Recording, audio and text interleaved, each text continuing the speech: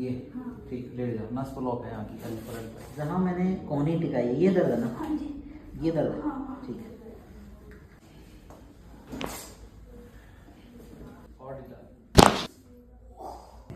ढीला।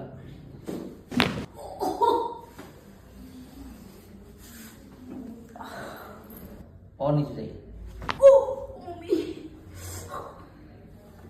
पहले से कैसा लग रहा है?